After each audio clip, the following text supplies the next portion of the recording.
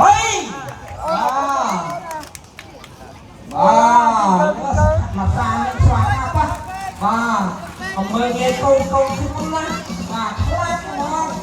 Không biết. Tôi là không tập trung luôn mà. Alan mình toàn tăng tha. Cái là câu nha, nghe đây là mình kia. Bởi vì cái trung ngâu mới không phải mẹ kia.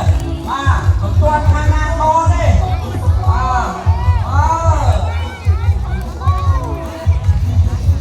Con đã mơ tay hàng lách cho người hiệp tích hàng lách trên hiệp tích không ngang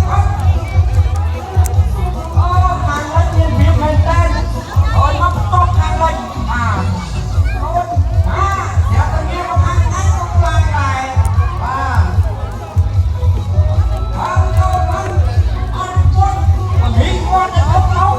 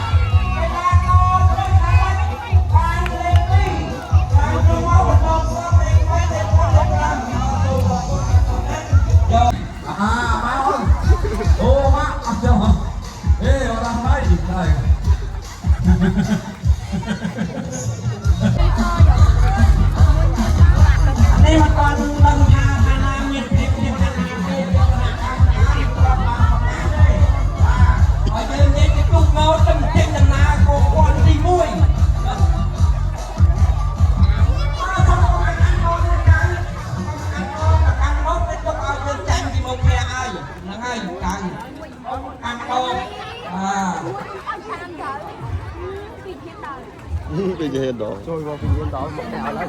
Ý